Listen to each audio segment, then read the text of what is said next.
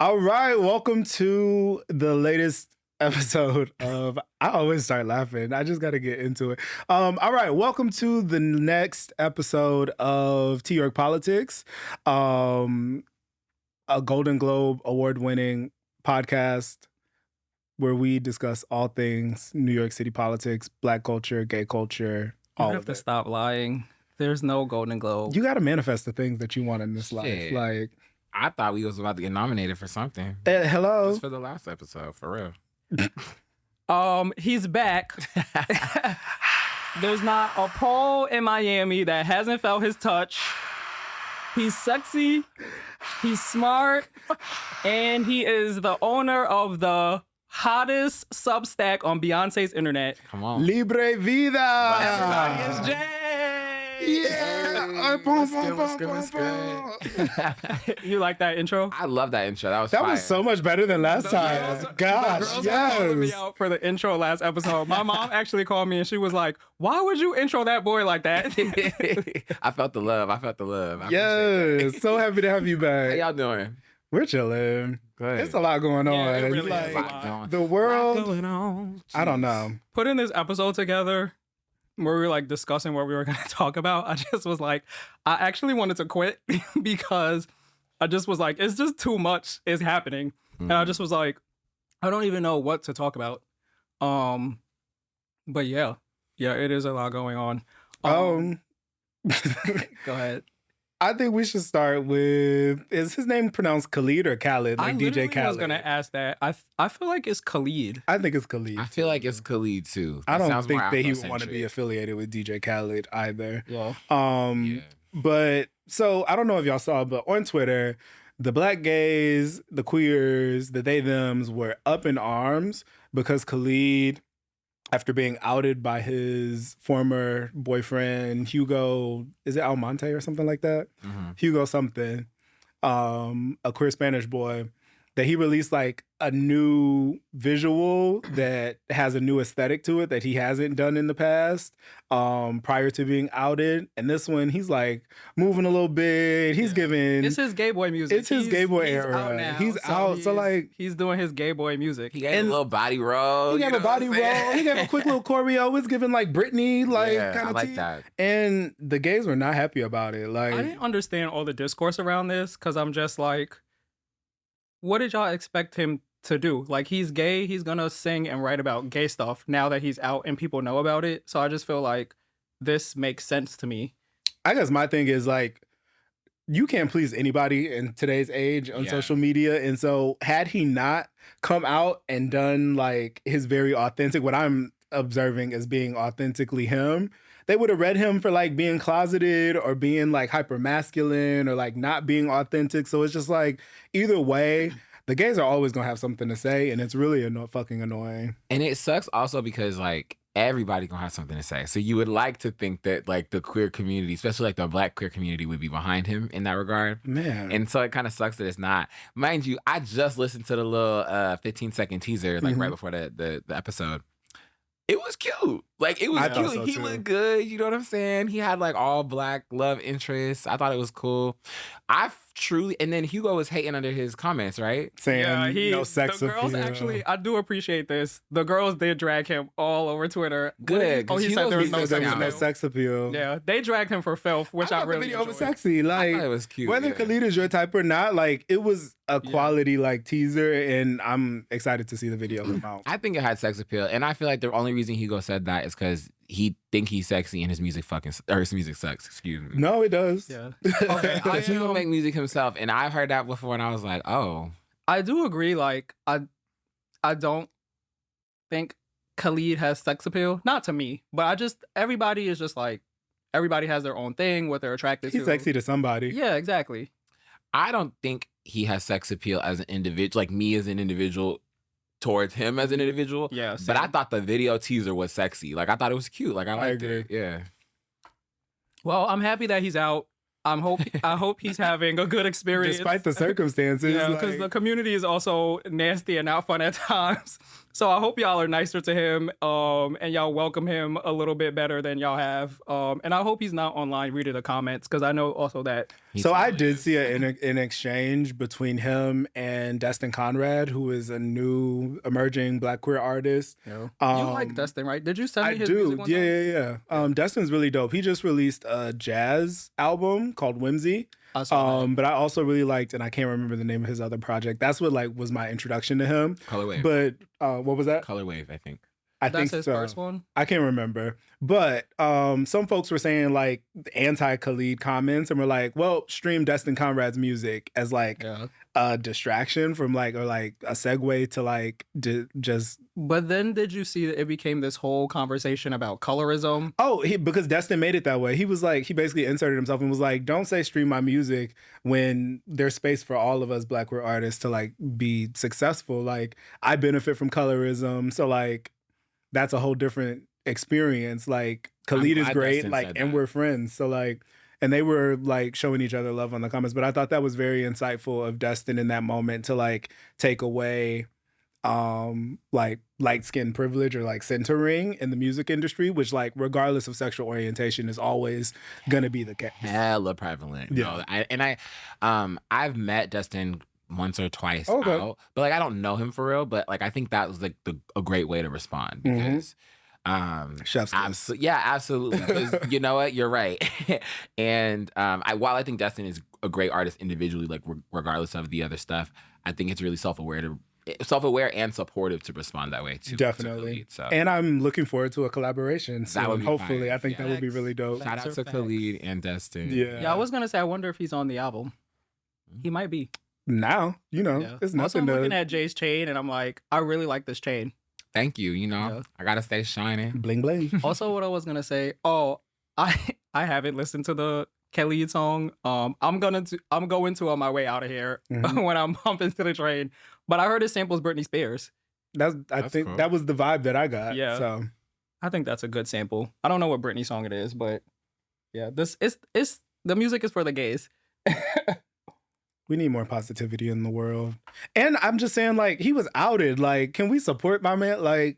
That's not a fun experience. And I can only imagine the psychological and mental turmoil that he has endured over that time. And although folks have supported him, taking a risk and entering this new era of selfhood and just self-expression has to be nerve-wracking. And so for folks that you would expect to be in community with you, I would only hope that we can give him some grace and just accept him in this new era that he's entering in. And especially for outed Black male artists, I feel that's such a crappy space to be in. I think about even Boss Man D-Lo recently, and I don't know who that is.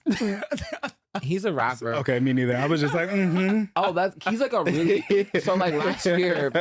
last year, Boss Man D-Lo was probably one of the top 10 rappers out here. He was a really big rapper, and then he got outed for messing with, I'm not sure if it was a trans person or just a really feminine man, but they got outed, and Boss Man D-Lo and all the the hip hop community descended like vultures. I think about even I Am a Conan. Do you know that song? Going up on a Tuesday. Yeah. After he came out, he ended up working at a fast food place Chick-fil-A or something. I didn't know that he came out. And after the descent and the way that hip hop just kind of eats its own, especially with Black queer people, I feel he was signed to Drake's label, right? Yeah, was. Wow. Do better, gays. We need to protect and support our people. Yeah. Because if nobody it's not us, nobody else will. That's a message. There you go. Yeah. You ate that, yeah. So continuing on, now that we've talked about some gay shit, I mean, not that this is not gay related. I ain't got time for that gay shit. Actually, some serious news. Yesterday, I think it was yesterday or Friday or Thursday. Thursday, actually, on the 25th, we lost one of our Black elders, Assata Shakur, who was a former member of the Black Panther Party, a civil rights activist, a Black activist, Pan-Africanist, somebody who really foresaw just Black liberation as a movement, as an aspiration, but also as a reality for our community. And so, yeah, I just wanted to make some space to honor Assata for all that she's done for our community, despite the U.S. government like actively trying to pursue and lock her up for some bullshit that didn't even transpire in the States. Because she was not murdered when they intended to, they tried to throw the book at her, and she escaped and sought political asylum in Cuba.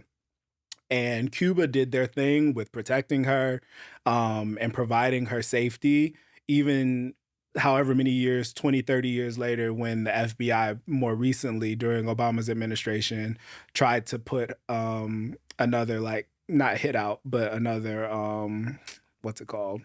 Where they're like, They put her on the FBI most wanted list. on the most wanted list. Yeah. And Cuba was like, nah, we're good. And so, yeah, she died a free woman despite her fugitivity, and being sought after so heavily by the US. And I think that's just a testament to like Black resilience, regardless of circumstance. And I think is something that we really need right now in today's time. This is the first episode that we're all drinking. And I was gonna pour one out for her, but then I looked down and I was like, oh, there's carpet. Me inside. We can take a sip for Assata. Yes. Sip for Assata. Ashe. One of her famous quotes that she says is, it is our duty to fight for our freedom. It is our duty to win. We must love each other and support each other. We have nothing to lose but our chains. Yeah, and the gays need to listen to that too. You were telling me when we were talking about it that you read her autobiography, and it really, did you use the words change your life? Yeah, it changed. It literally like radicalized me and like put me on a social justice, pro-Black journey to where I like, it just, I think I had understood the government's role in like our oppression historically, but it really resonated with seeing the ways that the police, the government, the United States rallied against this Black woman for something that she didn't even do. And because she had a vision for what the Black community could aspire to one day be, they wanted to suppress that by any means necessary, even if it meant death. They tortured her. They beat her while she was in the hospital recovering from being shot. They put her in all-male jail cells and penitentiaries. Like, they really did the worst of the worst to this woman, and she managed to escape with the help of some of her friends who were also Black Panther Party members. But yeah, like, I really ride for Assata. Yeah. You have the book? I do have the book. Lend it to me. I just told my mom that I would let her read it. So You think she's gonna read it? I would hope so. I think if you can finish it in time before I go back down there. Because I be giving books to my mom. My mom be like, I'm gonna read that, and Deborah do not be reading those books. No, it's a great read, and it's her words, and you can literally feel her spirit through the pages. So like, I read the autobiography. It's a wonderful story. You read it too? I've read it, yeah. Oh wow. Yeah. I also feel it, and I don't want to shake the table. No, shake but it. I feel like it's a radicalizing text, I feel like. Do you know what I mean? Because it lays bare so, like, things that happen so often, like daily to Black people in such detail with such, like, intellect from her. And it's interesting because I saw a couple people on Twitter, you know, memorializing her. But then there was, like, people going back and forth because they were like, oh, I can't believe you could be, like, a milquetoast Democrat and then, like, being... like trying to celebrate Assata Shakur's legacy. And it was an interesting conversation because I think she is so like anti the system. Like her whole, a lot of her work is really revolved and rooted around that. And for good reason, I would argue. Yes. And so like, I see myself as somebody a bit more outside of like the traditional like left and right, like binary, but it was a really interesting conversation because it was like, you voted, I don't know, like I don't want to bring Kamala into it, but it was like I know exactly what you're saying. It's like an interesting what does that dichotomy. mean, milquetoast Democrat? Like a Democrat who is not using foresight or I think as much logic to engage with the political reality and is like going into policy. defaults of like left versus right, like this is my team versus your team, like that. At least that's in my perspective of it. You know, I haven't heard the term, but it for me just signifies like inundated with like the establishment or the system. Like this is our only means of operating and achieving equality. Yeah. Would you use that term to describe me? Absolutely, absolutely. I wanted to say. Lend me the book. I want to read the book. Okay. I think I could read it quickly. You would love it. And I also wanted to say that I don't know. I feel like I'm in a space right now where I'm kind of in my Martin Luther King at the end of his life, sort of thinking. And I believe what I believe because like my perspective is more so about, you know, minimizing suffering for people. But you know, I'm feeling really radical these days. So, you know, I want to read the book. So I'm interested into what you guys are saying. Come on, my brother.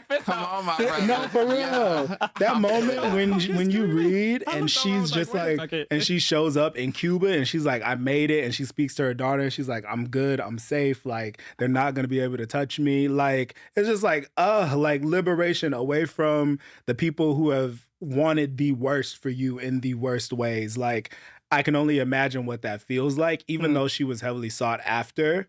Like just not having to deal with the bullshit of just like the day-to-day. Like, where are you going to escape? So I actually just went to the consulate to get my foreign exchange number for my visa application to Spain. So good for you. Yeah, we're making things happen. And it may not, I was just telling Jay, it may not be a permanent move. Yeah. But I think for right now, to gather my bearings, to think about what liberation means in the United States context, even in this climate, like I think if we were to do liberatory work, like the right, the fascists would do everything in their power to squash. Even if we were just like, we're just going to do our own thing. Like, we don't need to be bothered with you. We don't need any resources from you. Like, we're just going to go off, buy land, do whatever. It would give Tulsa again. It would give Seneca Village again. It would give Lake Lanier again. Like, and so Atlanta. It would absolutely. To avoid that from happening, I think it's best for many of us just to go our separate ways for now. And when things seem a little bit brighter, and when there's an administration that will be receptive to letting us have our autonomy, and to bring it back to Assata Shakur, she was all about self-determination. Like, let my people determine their futures and how they want to move forward. And I think that's what I would hope for in a space where the United States could potentially one day be. But right now, I don't see that being for us here. I think, everyone work on your exit plans.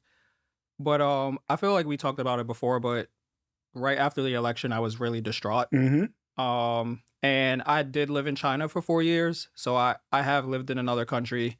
But I was like downstairs in my kitchen, and my mom was kind of like consoling me. And she was like, Daquan, it's okay. Like, you're like, you know, you speak Mandarin, you have options, you can go to other places. And I just was like, I was literally so distraught. I was like sobbing. You were down bad. Yeah, I was sobbing, and I told her, I was like, this is my home. And I was like, despite, you know, what Black people have gone through in this country, like, this is home to me. And I lived in another country, and I came back because it's just like I really feel for immigrants who leave their countries and they come here, because it's just like, I feel like it's really difficult to like leave everything you know and to leave your home. Like, this is my home. Yeah. And it was like, I would love to stay here. I just don't feel like the circumstances right now are sort of allowing me to like live the best life, the quality of life that I can have here. So I feel that like you should be able to that I should be able to have. Yeah. And that other people in other countries do have a better quality of life. Yeah. And so, you know, I feel like it's best for me to like leave and find something else to do. But it's like, I do want to stay. It's like, my family is here, my friends are here, the people I care about is here. And in some parts, I do kind of believe like the ideals of America, I think they are good ideals. But this is home, you know? So it's like, it's even difficult. Like I feel like we joke about it a little bit on the podcast. We're just like, you know, we're leaving, get your exit plan together. Yeah.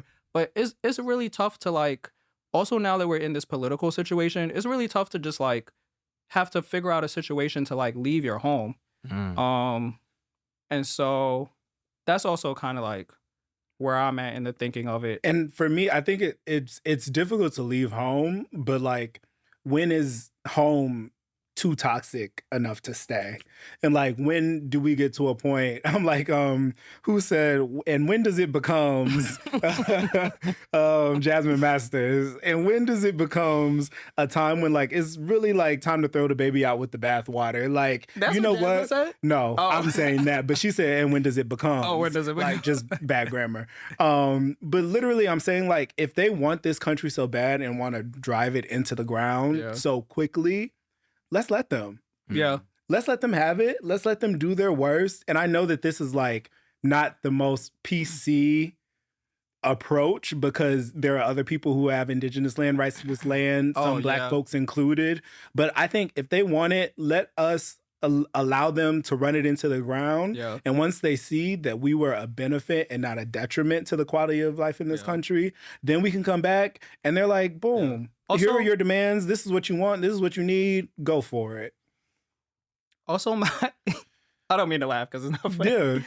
Also, my other thing is like, the quality of life here is, it's also just like, you have one life. It's just like, I don't know what happens after this. Like, my personal belief is just like, you die. I don't know if you reincarnate. I don't know what happens. We'll definitely come back. I don't know. But what I know is like, we have one life, and I just feel like you should have the best quality of life that you can have. Yeah. And it's just also outside of the political stuff, it's just like, motherfuckers is dying because they don't have healthcare here. The Supreme Court just did something that is allowing people to allowing them to put fucking shit in our water. And it's just like, our water is not clean. It's like the food that we eat is poisonous and causing us cancer and causing harm to our bodies. And it's just like, there's other countries, there's just like, when we go to Europe, like when Brian and I vacation on Europe, literally I started taking a probiotic, but so my stomach is a little bit better. But when I go over to Europe, it's just like, I'm there for a week and I have no stomach problems. And it's literally like, I can eat pork when I'm in Italy. Like, literally like, our food is killing us here. The water is killing us. Like, the air is killing us. And then all that stuff is killing us. And it's like, we can't even afford to go to the fucking doctor when we're sick. And it's just like, politics aside, I mean, that stuff is also politically influenced. But it's just like, we shouldn't have to live that way. And other people don't live that way. I agree. And it's just also like, Americans, wake the fuck up. Because it's just like, there's other people who, they have these resources and their governments are taking care of them. And we are the richest fucking country on earth. And it's just like, I shouldn't have to move to fucking Paris so that I can have healthcare. Like, it's literally, or France. It's literally fucking crazy. Like, I totally agree with you. Also, I only chuckled at the probiotic preface because that was funny. That was funny to me. Did you take yours today? No, I didn't, but I will later. I took mine this morning. Oh, you did? Yeah. But I feel like we're also speaking about like leaving from a place of privilege too. Absolutely. Because, like, Absolutely. Absolutely.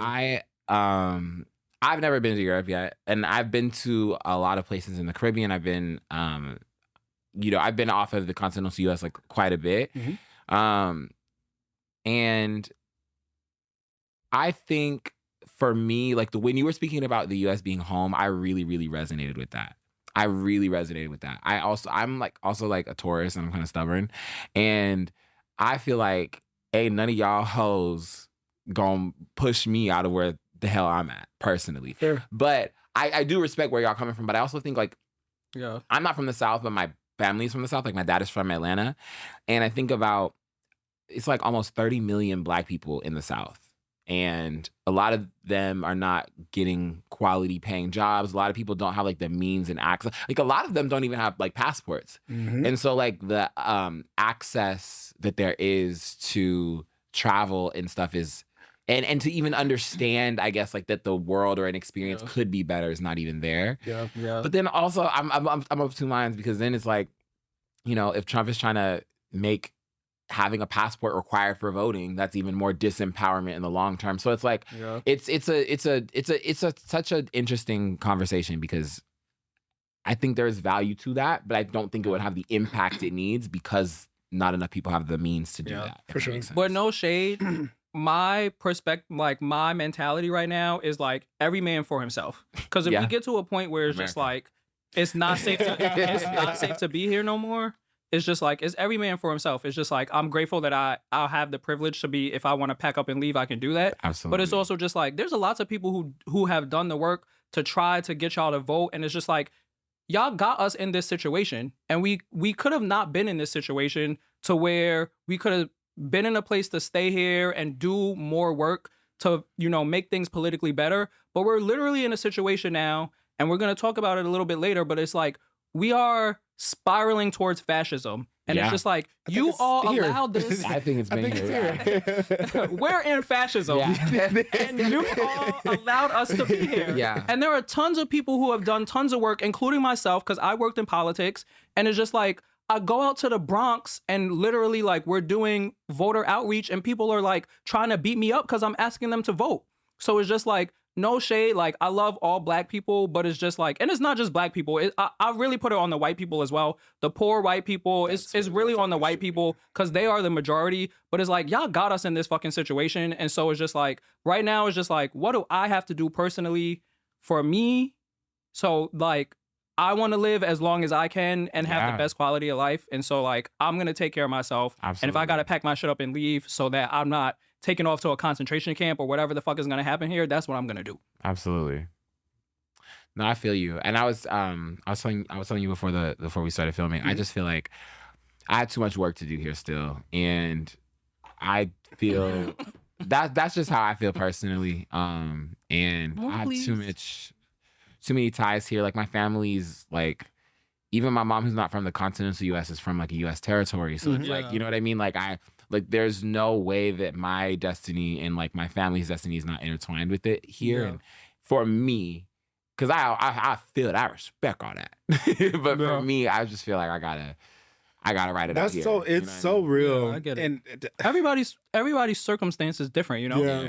And drive and positionality within this work is also different. For sure. Like, I was talking with a friend recently and she was like, yeah, I had to have a serious conversation with a white friend, about why Charlie Kirk's, I think we may talk on this a little bit later, so I don't want to go too much into it, but she was like, I had to educate her on why his comments were problematic and why people who weren't even celebrating, but just like not mourning his death wasn't an issue. And I was like, they don't get it. I don't know what the fuck is wrong with them, but the white people just don't fucking get it. And I'm over it. White education work for a decade now, and I just don't have it in me anymore. Yeah. So if it's within community, and this is also what my dissertation is about, but like black people talking about these issues with black people, I think there is a benefit and a power and a resolution aspect to that.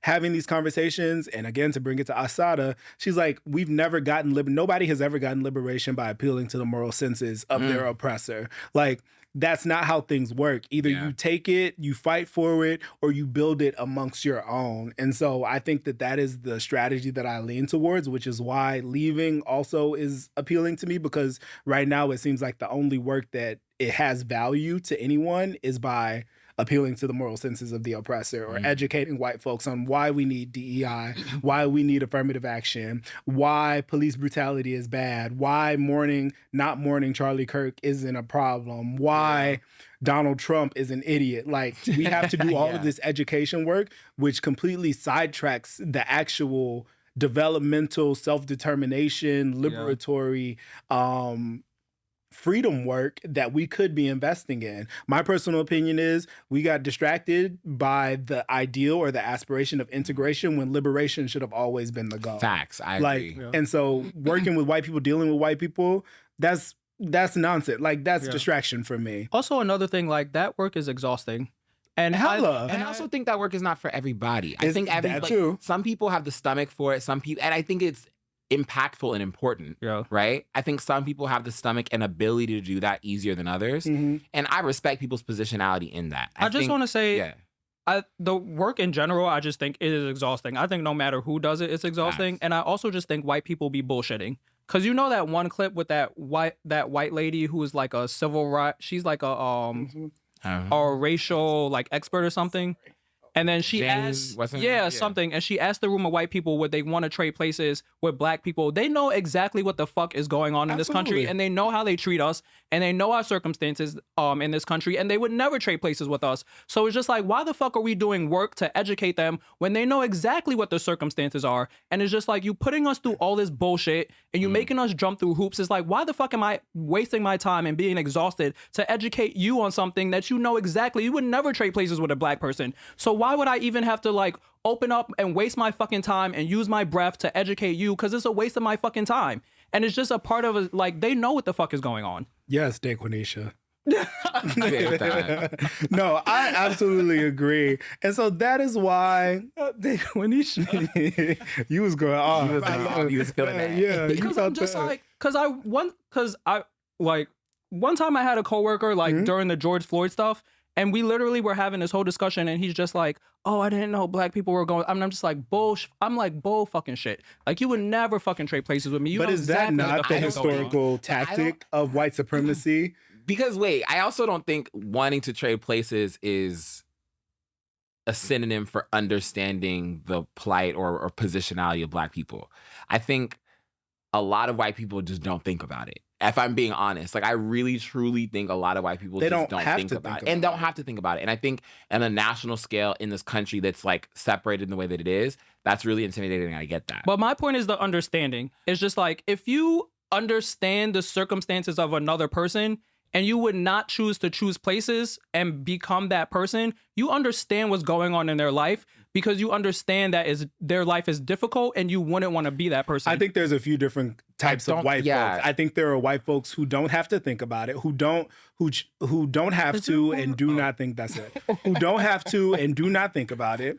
I think there are white folks who do think about it and leverage that knowledge as a means of intensifying or perpetuating oppression. Yeah. Like, think about the founder of the Heritage Foundation. He wrote his dissertation Charlie on Kirk. slavery. Yeah. He has an extensive, comprehensive knowledge of the chattel slavery system and is using it to further oppress and embed systems of discrimination and disenfranchisement within the community today. And so it's like, either I don't have to think about it, or you have the seldom few white folks who actually understand it, who actually have thought about it, and who actually do the work to undo the systems, but at the same time are still benefiting from. So it's like, it's only a certain amount of ways that we can rely on white folks before it's like, all right, let's just move on. I agree. And I don't also want to be captain for relying on white people because that's not the position I'm taking. But the position I'm taking is, I think local politics are so much more significant in daily life than national politics. And that's how I feel. And I think there's so many tangible examples literally in my life that I like can point to. And I think, for example, even like, and a lot of cities do this, but like, I know at one point, Los Angeles didn't have like the school busing system that they have. So like kids in poor schools would go to poorly funded schools, and it was like a neighborhood thing, and it breeded gang violence and a lot of isolated like issues in certain communities. And it was Black people and Latino people who like were able to lobby for a circular busing system that circulated Black kids throughout the city. And that like, led to improved education. And like, I just think like there are ways to get it done. And I think politically for me, a lot of it feels redundant. And I feel like, okay, if this is gonna, I'm gonna say it. Go ahead. I feel like, the niggas who are bombing Elon Musk's like Tesla shit, like that's what we need, because I feel like the thing needs to be, we're not playing no more. And I don't want to be like hyper violent or whatever, but I also feel like it's gonna take somebody saying we're not fucking playing no more. And that's how I don't want to talk about the system anymore, but I hate this rhetoric. I really don't like it, because I feel like in terms of our system, all of it matters. It's just like, I don't like the idea that it's just like, I feel like people are saying this a lot, and maybe it's a reaction to what's going on nationally, but it's just like, local politics is more important. All of it matters. It's like all the shit that is happening now that is affecting people is coming from a federal level. It all matters. And it's just like, in the system that we have right now, your vote in every election is important. And I just don't like this rhetoric that it's like, we need to prioritize certain elections or like certain offices over other offices. Everything is important and they're all intertwined. And so in the system that we're still currently in, like voting for everything matters. I agree. The reason why I said local elections is because people don't vote in local elections. That's why I said that. But I agree with what you're saying. Everything matters. Yeah. Can we skip niggas that Harry told me with a shot? Sure. Yeah. That was a good conversation. No, that was a great conversation. And I just want to end by saying all the non-blacks to the back. Wow. Wait, you know that is it damn, what was it? The guy, the Brandon, what was his character? Oh, Joanne the scammer. You know that meme? He was just like, all the whites to the back. Immediately. Look, already better. Yes. Already better. I already like the way it's looking. I miss Joanne. I do too. I hope that she's doing well. Where is he? Where is she? Where are they at? They were going through some come back. Some mental health stuff. But yeah, top tier. That's real. Love them. Content. Yeah, that was a really funny character. Shout out to Joanne is a Joanne. hilarious character. Yeah, bring that back. Okay, what's going on? So I added this to the agenda just because he was staying in East Harlem. Who? Netanyahu? In the Upper East Side. Where? Near me. It was at some hotel or some it was a hotel, but some hotel in the Upper East Side. Folks actually protested. So Netanyahu, Benjamin Netanyahu, the Prime Minister of Israel, came to New York. It's literally fuck that nigga. Interestingly enough, in order to arrive to New York City, he had to evade various countries' airspace in order to prevent being arrested. So let's just start off by saying that. What were they gonna do? Shoot his plane down? They said if he entered our airspace, we were going to arrest him. Because that's funny. Well, how would they do that if the plane was up there and if the plane went in the airspace? What were they gonna do? Bring the Air Force over the plane and tell the plane to land, or I don't know what the countries had in mind, but there are ways that you can radio in and be like, y'all need to land, ground, or we'll shoot. You know what I mean? So he literally leaving Israel, if they shot his plane down, flew over the Mediterranean or the Red Sea, I believe. Went through Greece. He's safe in Greece. Evaded Spain. Evaded Italy. Flew through Morocco. And then arrived safely in the United States. Damn. So Greece is okay with the genocide. When I was in Greece, he was actually in Greece. This is the second time that he's been in the same place that I've been. So I think I need to go protest him or something. I think you should just stay where you're at. So he arrived in New York. People were protesting outside of his hotel before he went to speak at the UN. The next day, he went to speak at the UN. He gave a speech, yada, yada, yada, bullshit, talking about comparing Hamas to Al-Qaeda in the U.S. and would the U.S. support Al-Qaeda, continuing on. And the buzzwords. Loving the buzzwords. Mind you, simultaneously, there are propaganda trucks circulating around the city saying, remember October 7th, with QR codes leading to... Do you think that's from the Israeli government? Yes.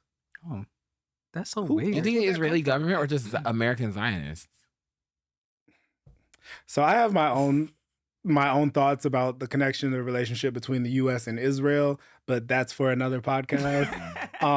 Because the things that I've been learning and reading, the things that I've been learning and reading, the U.S. is nothing but an extension. An extension of Israel. Oh, I saw or Israel is an extension. Yeah. The U.S. is the original Israel. Exactly. If we want to, Christopher Columbus was a Jewish person.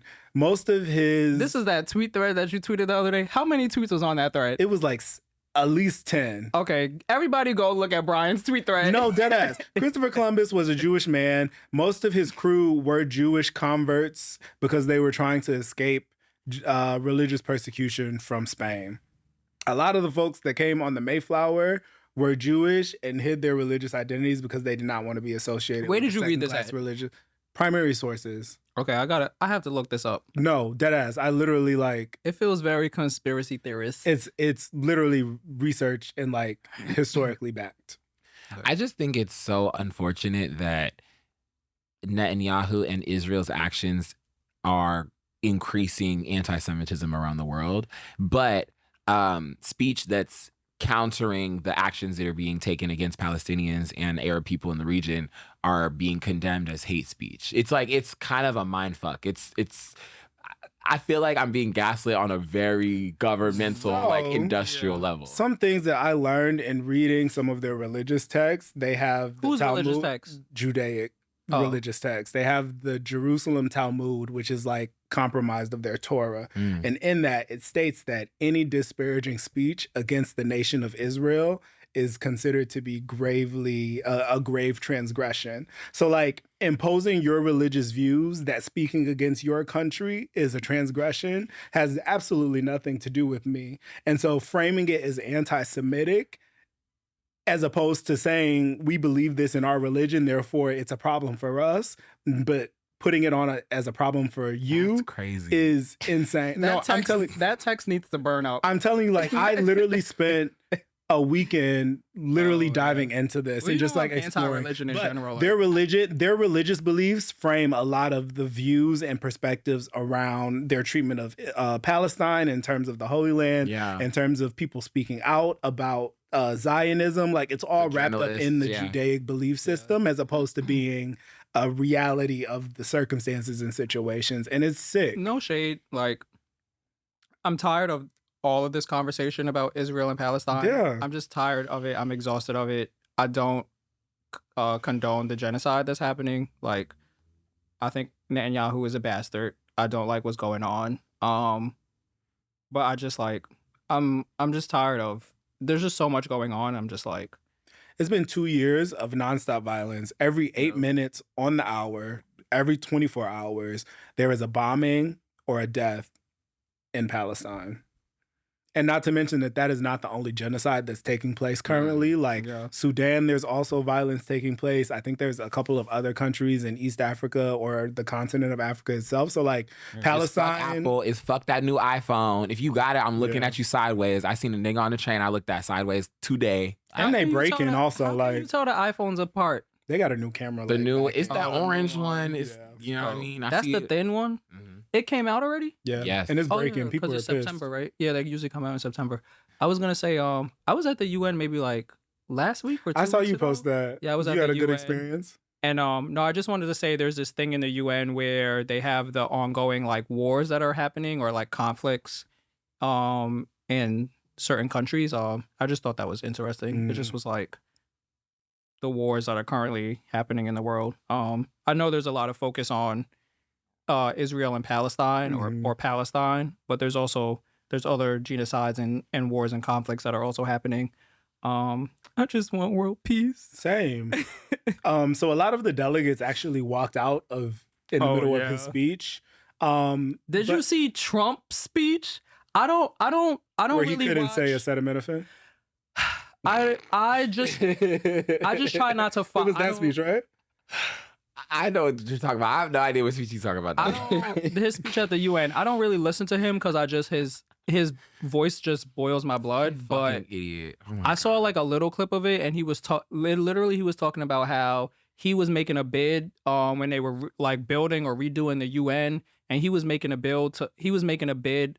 His construction company was making a bid to like redo the UN. And he was like, had I got the bid, y'all would have had better marble floors. Like this was in his fucking speech on the UN floor. And I'm just like, this man is such a fucking disgrace. Did you see the news broadcaster that said that because the escalator broke on Trump, that they should bomb it or gas the Bomb UN? who? The UN. What? That was a Fox News person? Wait, what? Yeah, a broadcaster. No, I didn't hear nothing about that. There was, I don't know if it was Fox, but there was a white male, a white male news broadcaster on some network that said because Trump's teleprompter didn't work, that was White House operated, and an escalator malfunction, that we should in turn bomb or gas the UN. And you know, there are people on like CNN who lost their job for the way that they spoke about Charlie Kirk's like death. Like that's crazy. And these are not the only crazy inflammatory remarks that have been made that are just like, what are y'all saying? Remember, I don't know if you heard, but the man say that homeless people need to be voluntarily. That's crazy.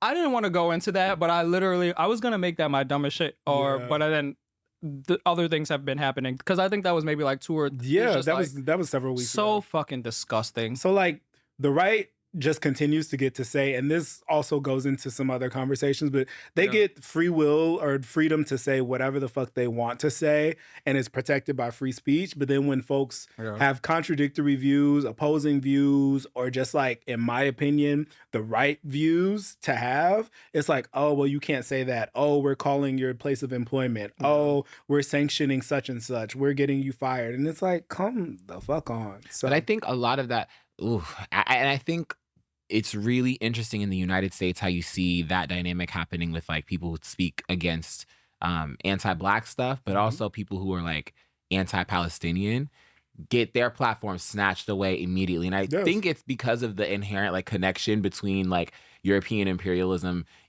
in Northern Africa, Middle Eastern, like those regions. And I don't know. I personally feel like there's that inherent link between, in the same tradition that, you know, Angela Davis and Malcolm X do. Like, I think there's that inherent link between Black Americans, Black people in the Americas, and like Palestinians and Arab people in the Middle East. And Okay, we need to move on. I know. One last thing. Did you see I'm kidding. that TikTok was sold to... That happened today? That happened today. Yeah. TikTok was sold to who? Is now owned by Israel. Oh, TikTok? And there was a comment, there was a video of Netanyahu speaking about, we now have TikTok. Now we have TikTok and X. And our how much friend was it Elon sold Musk, for? I don't remember how much it sold for. But like, now you're going to start seeing a lot of content being either removed or hidden in the algorithm because it's now owned by... We just popping off on there. We don't need them to They're going to hate this algorithm episode. They're going to hate this episode. Yeah. So was it this week or last week? Charlie Kirk died or was assassinated or murdered, or I don't know how murdered. You want to talk about it. But the House approved a resolution condemning Charlie Kirk's murder. And then some of the language within the resolution, the resolution was like praising him as a courageous American patriot and someone who like stood for America's values and freedoms. And so I think it was, I want to get this right. Was it almost 100 Democrats voted in favor of this resolution? This is giving him national holiday. No, this was just a resolution condemning his murder, but it also had language praising sort of the work that he was doing. Okay. Yeah, very much so, quotations. And then this was in the House, so then also Democratic Minority Leader Hakeem Jeffries also voted for this legislation. So Milquetoast Democrats. Yikes. Sorry, keep going. Oh no, that was I just like this is a lot. This whole Charlie Kirk stuff has been just a lot. Is this the part that's radicalizing you? Because as a staunch Democrat, you're starting to see their position on where they actually stand on these things? No. Oh. I mean, I recognize people as individuals, and I don't think the party has a lot of ideologies, and there are people who just have different views, and I think people are people. And I understand that. I think a lot of people don't understand that. So it's just like, they just see the party as just one thing. And I see it as individuals who have different ideologies within a party. And I understand that that can exist. So no, to answer your question, no. We were talking about sort of like honestly, my whole issue with this is just like, first of all, actually shade. Charlie Kirk was a nasty, despicable, disgusting human being. And so a bigot. Yeah. And so I don't even want to say I'm sorry that he got murdered, because a lot of his rhetoric was calling for, literally exactly what happened to him. And so for some Democrats, especially Hakeem Jeffries, there's like this whole conversation about changing party leadership, like getting rid of Hakeem and Chuck Schumer.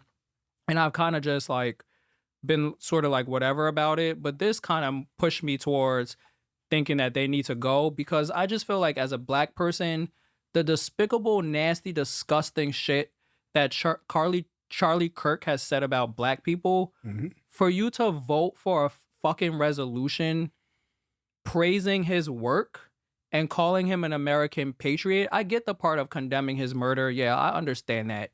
But as a black person, the shit that he said about black women, about black people, even the transgender congressperson from Delaware, the shit that he said about transgender people, she also voted for this resolution. And it's just like, where the fuck are your moral values?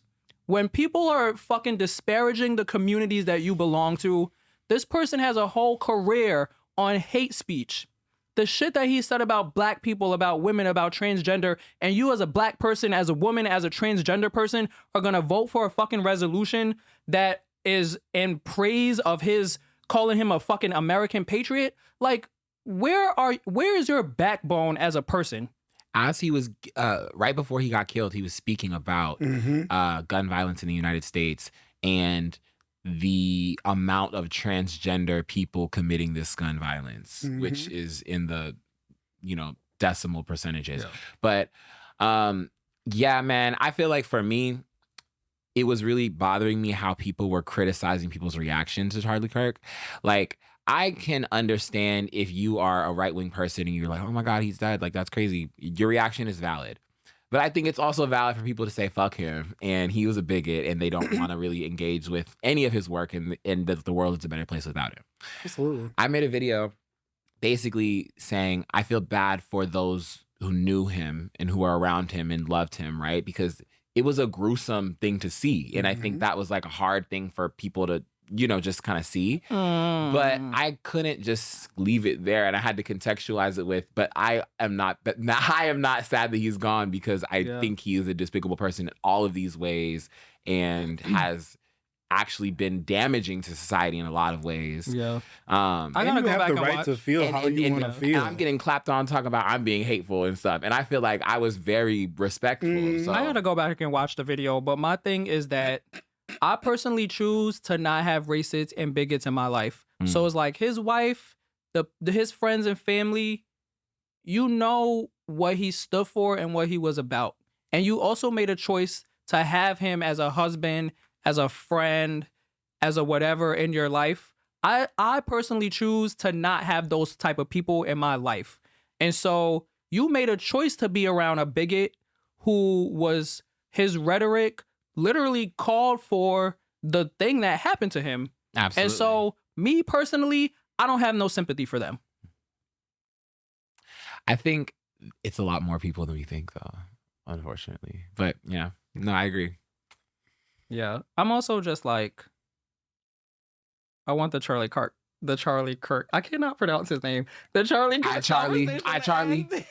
It don't matter. And then when I was doing the stuff for the episode, I don't know why, but I didn't realize there was an E in his name. I thought it was just, you know what I probably was thinking? Charlie XCX. Don't compare my brat to Charlie Kirk. Brian loves the Brat album. It's so good. He loved Brat. And he tried to make me go to the Charlie XCX concert. And I was like, girl, no. Charlie ate that. I didn't start listening until after she lost the Grammys to Beyonce. And people were like, well, if Beyonce didn't win, Charlie should have got it. So I was like, so many times people talk shit about music without listening to it. So I was like, I can't even comment on that comment without listening. And I listened. And I was like, you know what? If Beyonce didn't win, I would have gave it to Charlie. It is a great album. Yeah. I don't agree. I disagree. But I Stream Brad. Stream Brad. I love that you love it. I respect that. You got the colors on. Stream Not Brad. really, because it's a particular green. It's in the family. Yeah, it's not. Yeah, that album is just so loud to me. You know what, though? I love seeing shit that makes people happy, though. You know what I mean? Like, the world is a very depressing place right now. And so I love seeing people in their little shirts running around and shit like, hey, That's that my make thing. y'all happy. I'm happy. I'm not putting that shit on, but I'm happy that y'all feeling good. That's my thing. I'm just like, if you're not killing nobody, like you're not breaking no laws, I'm just like, let people do right now what they like to do, and just like whatever brings you joy, just like leave people alone and like let people have their joy. Leave Khalid alone. Yeah. I literally was just thinking that. Like, let people do what they want. Okay, so my girl Kamala Harris, she has a new book, 107 Days, and in the book, why are y'all laughing? It was your girl for me. We knew this. I was tweeting about her this week, and I just was like, because I haven't got the book yet. I've been real busy, and I got to swing past the bookstore. I might do it. I have some time. I have something to do after this, but I have some with time. Assata first, baby. Well, that book you have to give me, but I'm gonna buy Kamala Harris' book. But I was tweeting about this a little bit earlier this week because I was sort of thinking about it, and it's like, her and I we're both Blasians, and so I just really see myself in her. Also, just like, she's devoted her whole life and career to just like, I do genuinely believe she does care about people and she wants to make people's lives better. And so a bit of my work has also been that. And it was just really sad to see just like such a Blasian baddie lose, because I'm also a Blasian baddie, and it's just like, if she can't become the president of the United States, then just like, what is my fate for all my hopes and dreams, So yeah, that's my girl. Anyway, her new book is out. Go buy it. I'm promoting her. Go buy her book. Support Blasian baddies. It's called 107 Days. She's talking about her 107 days that obviously she ran, her historic campaign for president. And in the book, she talks about her top pick for her VP was going to be Pete Buttigieg. And she decided not to choose him as her running mate because he's gay. And she thought that was just too risky and America wasn't ready. Do you think America is ready for a gay vice president? Or president? Yes. You think so? Yeah, I also just was like, I really didn't. I think for me personally, like from a comms perspective, I think the thing that sort of the people on the campaign didn't really understand was that there was a moment to take a risk. So I just feel like they should have took a risk. My personal thing was like, I think she should have picked a woman. But yeah, I don't think Pete was the right pick, but I think America's ready for a gay vice president. I have a hard time agreeing with that because the last episode that we were on, I said that America wasn't ready to vote in a black woman into office, period. So regardless of their running mate, I just didn't see it happening. And I saw her address some of those comments in an interview recently, saying like it was one of the closest races in the 21st century or in the last several centuries of presidential elections, regardless. But just seeing the ways in which fascism, I'm literally looking at this next line, fascism is here. Like, I just don't see it happening. And even if it is by a close margin, that still means that 50%, if not a majority of Americans, have these views that are anti-black, anti-women, anti-gay. And if we're able to see the backlash of even someone running or attempting or thinking about having someone on their ticket, what do you think the reaction would have been had they actually run with that ticket? Like, it just, I want to be optimistic. But I think low key. Wait, really quick. What was that hand gesture, Art? Was that like 5 minutes or? Oh, okay, go ahead. Yeah, I knew that. I was like, what the fuck was I knew that? I knew that was going to, yeah. Oh, I was like, what was that? Okay, go ahead. I'm sorry. Yeah,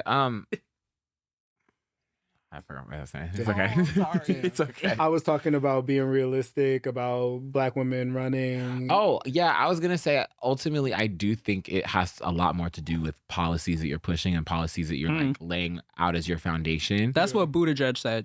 That's truly how I feel. And I actually think it was a lack of moral clarity on Kamala's part, like in saying that for real. Because I think people care much more about being able to afford healthcare than whether Pete Buttigieg is gay. And I feel like people care a lot more about whether their kids are going to get quality like education or quality like food in schools or you know, the FDA is working versus Kamala, whether she's Asian or black. You know what I mean? Like I think Buttigieg responded and he said basically what you said. He was like, it's really about the case that you take to the American people and not so much about what they're willing to accept in terms of the demographics or identity of the person that's running for the office. So yeah, and I agree with that too. We talked a lot about fascism today. I just want to talk about this because I think it's so funny. There is this bar in East Harlem. It's called, what is it called? Bodega Paradise. Oh, Bodega Paradise. And it basically, they got a license as like I feel like a breakfast sort of type of place. Bodega Paradise. But it's really a strip club. Yeah. And so the community is upset and they're trying to get the mayor to rescind their licenses because they're actually operating sort of as a strip club and not as like a breakfast bar. They say specified sexual activities. I'm like, what in the world? But they said they got poles in there and they have women going in there and they're dancing on the poles. And this is literally by where you live. No, yeah. When you mentioned it, I was like, wait, this is right by me. How did I not know about this? It's a straight establishment though? Yeah. Okay. Well, furthermore, what's the problem? Like, if they a little flapjacks and titties, what's wrong? Because there are laws about how you get licenses from the nightlife office. And so if you're operating as a strip club, that's a different license. Even in the daytime? Even if it's not nightlife? Well, if you're operating as a strip club, like you have to get a specific license. So it's just like they don't have the right licensing if they're actually a strip club. And so they want the mayor's office to rescind, the license there. Strict. I guess also I'm thinking if I see Bodega Paradise, I may think it's an actual bodega and might go in there with my family. And then I see titties. It's like Hooters. On a pole. We need to go inspect. I'm gonna do some investigatory work. Yeah, we need to go do an investigative report. Yeah. First-hand reporting. I know that's right. I'm gonna bring my dollar bills just in case. Yeah. Do we have time? Dumbest shit I seen on the internet. A couple of white boy MAGA supporters stormed Tennessee State University and HBCU with a table and some signs that were like inflammatory, saying like deport so-and-so and challenging the presence of black students on their campus. And the black student body basically like bullied them off of campus, and their security, they had a black security guard. And then went to Twitter to say that they were bullied and that there was a race riot and that they should have been able to stay on campus because it was a public institution and taxpayer dollars make it a public land where they should be able to like voice their opinions. And this was literally the dumbest thing that I have ever seen in my life. One, because why are you there? Like, you're not affiliated with the university. You're not a student. And then I heard people saying like, oh, well, they should have been willing to like debate their views. And it's like, we're in the middle of the school year. Like, I got shit to do. Like, what do you think? Again, this is a position of white privilege, but like me entertaining your ignorance is only fulfilling your ego and like your ability to center yourself in the situation. And I also made a point to somebody on Twitter that was like trying to combat just like ignorance or was just saying like, these students that are enrolled at the university don't have the ability to just table and to hold events on campus. Like, they have to go through specified protocols and procedures with their institution leadership in order to hold events on campus. So what makes you think that you cannot be affiliated with the institution and just take up space? Get the fuck out of there. Like, you have no reason to be there. Yeah. Arrogance. I'm going to do mine real quick. Mine was the Palestinian protesters at Harris book event in New York City. I'm just like, Harris she's a private citizen. Leave my bitch alone. What the fuck are y'all doing? Also, just like, I don't never see any of y'all protesting the president, the vice president. There are other people who are in power now that can make decisions about what's going on in Israel and Palestine. Leave my bitch alone. Like, she don't got nothing to do with this. Y'all made y'all decision. Y'all voted how y'all voted. She's a private citizen, and she trying to like Trump's economy is tough. My bitch is trying to make a little coin with her book. Leave her the fuck alone so she could get her money. Also, everybody go get my bitch's book, okay? Really quickly, I'm just gonna talk about this happening again, which is kind of scary, but it's also dumb as fuck.